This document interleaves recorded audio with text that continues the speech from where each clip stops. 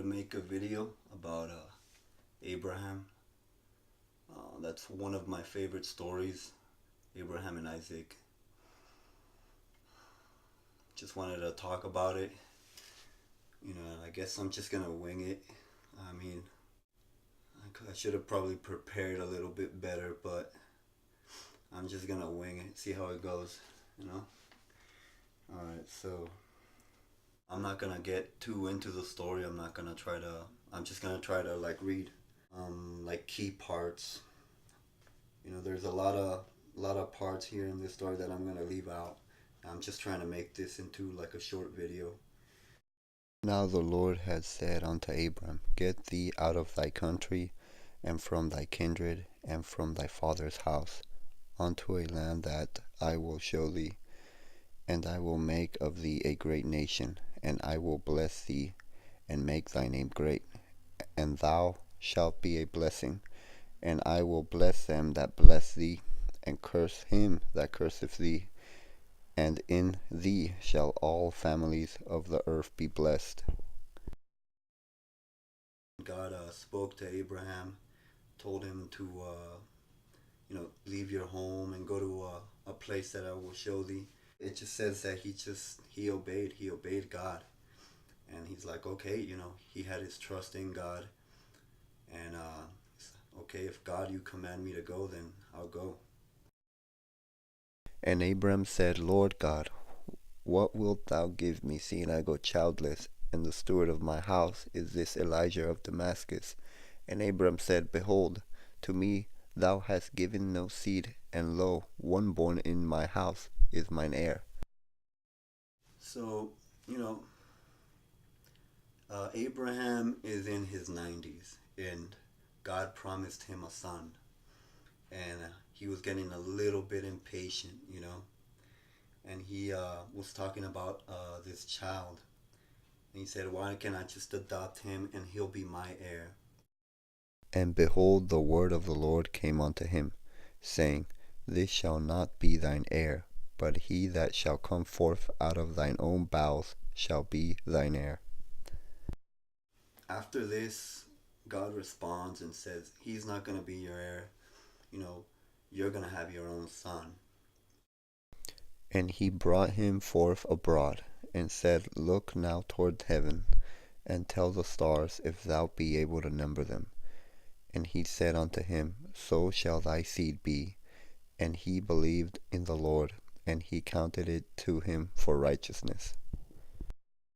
He told Abraham, try to number all the stars, and that's how big your family is going to be. He just lost a little bit of faith, but God made him a promise, and he's going to keep it. And when Abram was 90 years old and 9, the Lord appeared to Abram, and said unto him, I am the Almighty God, walk before me, and be thou perfect. And I will make my covenant between me and thee, and I will multiply thee exceedingly.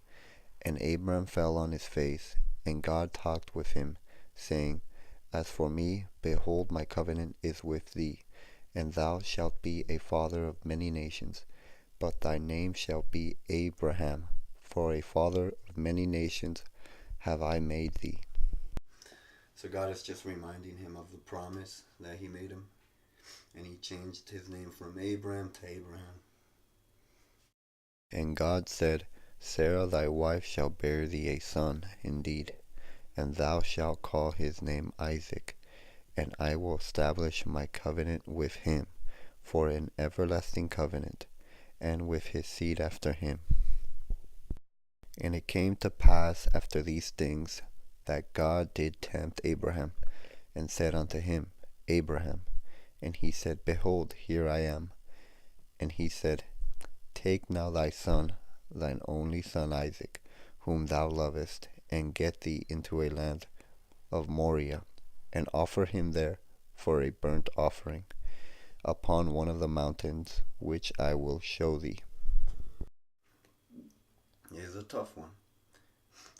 Abraham finally has his son, and he loves his son Isaac, and God speaks to him and commands him to sacrifice his son.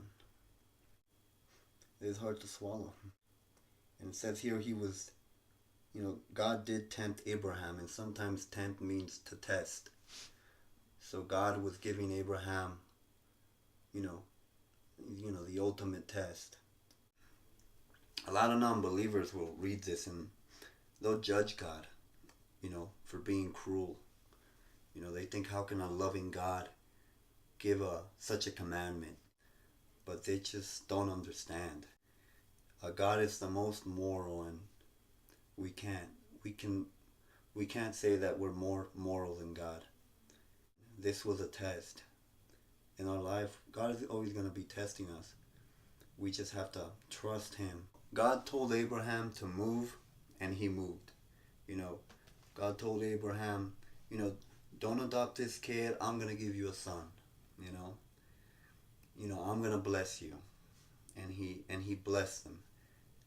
So Abraham just kept on proving his faith.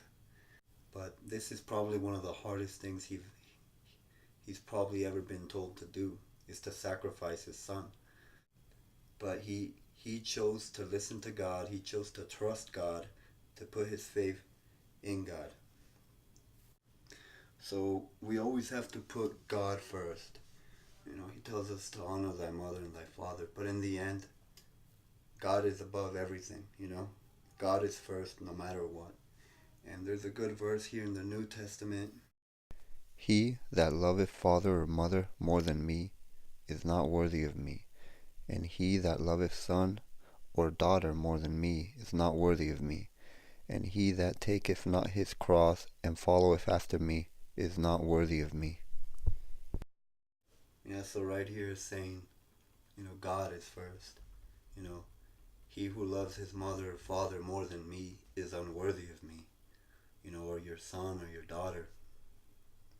And we have to put him first no matter what.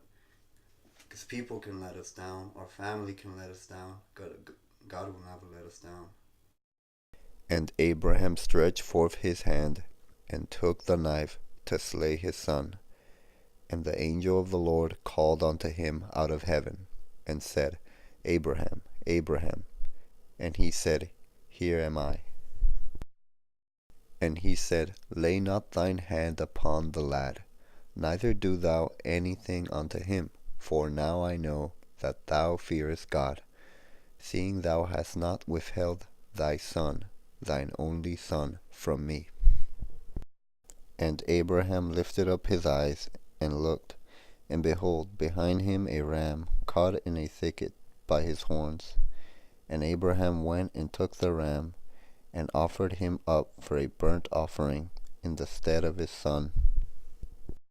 So right here, as soon as Abraham is going to sacrifice his son, an angel stops him, and he tells Abraham, now I know that thou fearest God. And they get a ram and they sacrifice that instead, and he passed the test. And think about that story too. Abraham is about to sacrifice his son, and in the New Testament, God the Father sacrifices his son Jesus for us, so that story, they're like really related. A lot of us don't understand what God has planned. We read a lot of stories in this Bible, and sometimes we don't understand why God would do something, but it's all for a purpose, and it's all for a plan. And even though we don't understand everything, we just got to put our faith in God. In the end, God blesses his son Isaac, and Isaac just has a family, and it continues. His family just keeps on growing. I wanted to talk about what the angel told Abraham. He told him, for now I know that thou fearest God. And you might be wondering, why is that important? Why is it important to fear God? And if you look in Proverbs chapter 9 verse 10, you'll say, for the fear of the Lord is the beginning of wisdom. So the fear of the Lord is the beginning of wisdom, you know. And I guess I'll try to explain, you know, the fear, you know, you love your parents, but you fear them too. Because if, you know, you do something wrong, they're going to punish you. You know, having that fear. You know, that's what I think. That's how I kind of interpret it. You know, I'm sure there's a lot of things, you know, that people want to do, but having the fear of the Lord, they don't want to be punished by God. So, you know, and it's, you know, it's, if you think about it, it's smart. You know, you'll just begin to realize, you know, why he put those rules there first, you know, why he put those rules for us, you know, because they'll lead to bad consequences, you know. So I hope you learned something new. Hope you like this video. You know, I like doing these for fun. So hope you enjoy it. And I'll try to do more videos. I've been busy. Yeah. Well, God bless.